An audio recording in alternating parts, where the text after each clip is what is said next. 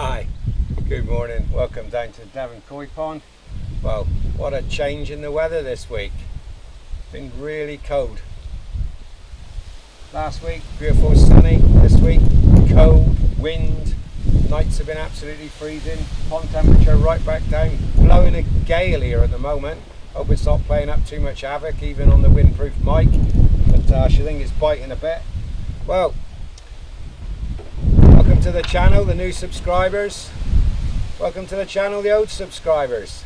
If you're not subscribed yet, get on down, whack the red button down here, subscribe in before we all get blown away.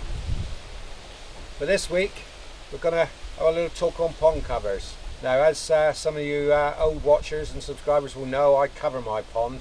Now, it's that time of year when we're getting on towards covering up. So I'm going to be getting the covers up today, giving them a look over, bit of a clean. I'm going to have to retape the ends of them because the foil tape will be lifting on them a bit. So I want to retape that, and I'll show you how they go together. I'm not actually going to put them on the pond. I'm just getting them ready because it's going to sort of be any time now. It's daytime temperatures are still up, but night times it's getting really cold, and I want to get them on at some point, and it's going to be in the next 2, maybe 3 weeks. So let's whip down. I'll get the covers from the bottom of the garden, get them up against the fence, get the rail there, and I'll show you what I'm doing. So I'll just leave the camera running on the top of the pond there with me dragging them out a minute, and I'll show you how it goes together.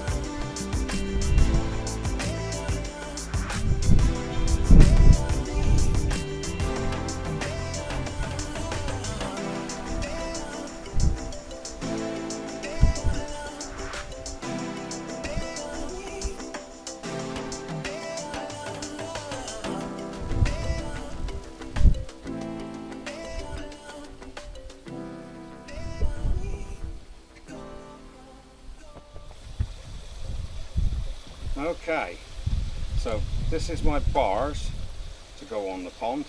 Now these go across these slots, each end, over the coping stones. Now, if I put a ball in there, I put a ball in to take out the bounce between it, so I push them across the pond, put a ball in both ends, that stabilises it. The groove, the sheet fits in the groove. I have only got 10mm sheets, I've got a 13mm groove there. Sheet fits in the grooves, and I can push and pull it out as and when I need.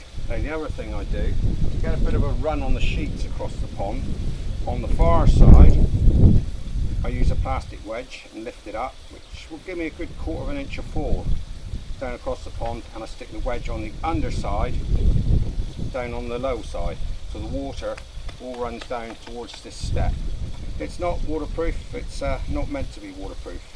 The main object of this is to help keep a bit of heat in the water and the wind off it. It's the wind that cools your water. So I'll pop the camera up, stick the bar across a minute, and I'll actually show you how it's wedged in. It's quite a good way of doing this, and it actually keeps the sheet a few inches off the water, like probably 3.5 inches off the water, and this, then the volume of air above is not too much. I'm always trying to warm it so you're not losing that much heat. Let's set the camera up and then I'll show you the bar actually in place.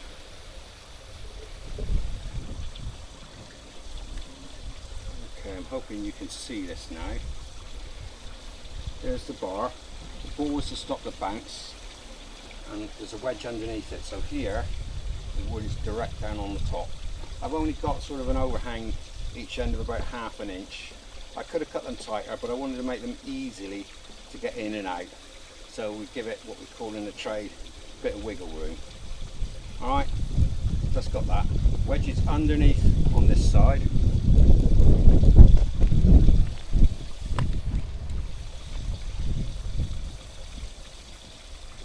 And over here on the top, got the wedge on top. That's giving me a bit of a run across the pond. It's not going to get all the water off, and 10mm sheets will belly in a bit in the middle.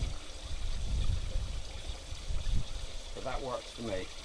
And that gives me, as you can see, the cover's off the water by about 3 inches, or just over. Pond's actually a little bit low at the moment, ½ an inch low. So about 3 inches. All the fish looking happy, except for the temperature and the water going down. I'm due a filter clean, absolutely manked up here. Still got the weed, it's there, but the answer's handling it at the moment. And as you can see by this one, still got some stringy weed, not as bad as it was. The cloverleaf knocked it, but it hasn't done the job this time like it did when I used it earlier in the year. Side of the pond, very green, but particles in the water not too bad, so I can live with that. As I said, I'm not putting the cover on yet. It's going to be in a week or two yet, but get it up here. I've got to clean all those sheets. Water's got into the flukes on some of them.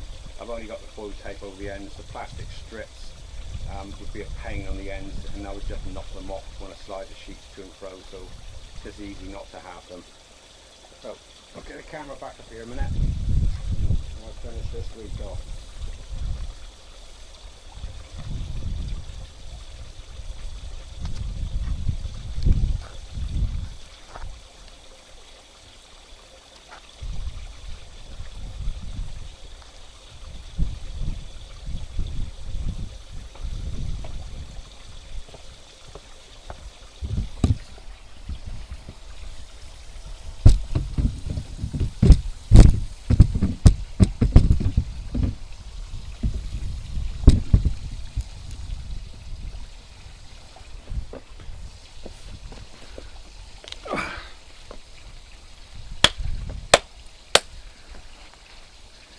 So it's actually getting a bit better down here now. Wind's dying back a bit and the sun's coming out, but it's not been a good week, so hence prepping the covers.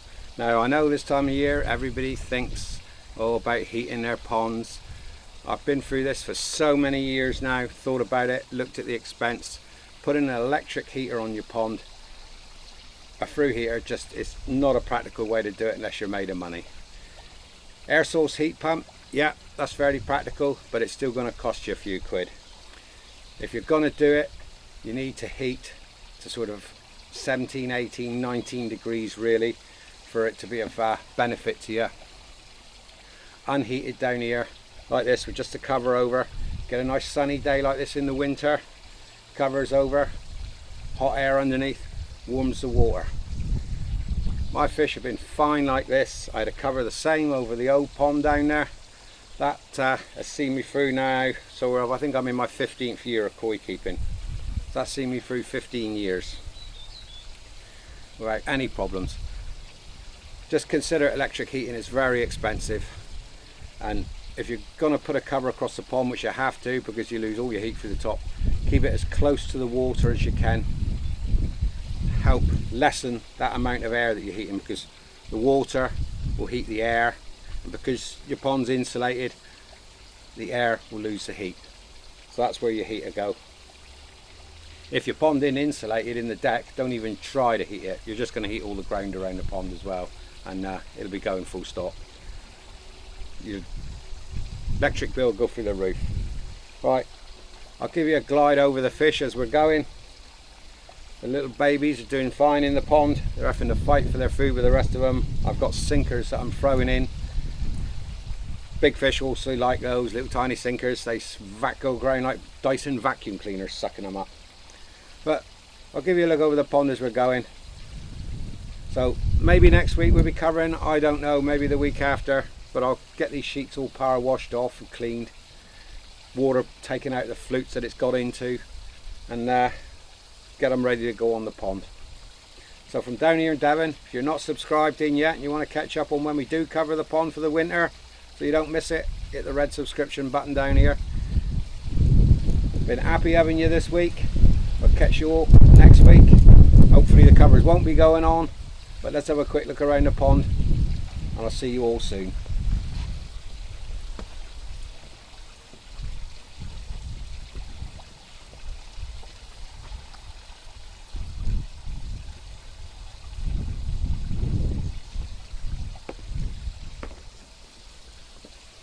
Quick one on the pond temp down here in Devon. Today, lowest I've seen, 15.3, 25.4 in the filter shed. So, the cove.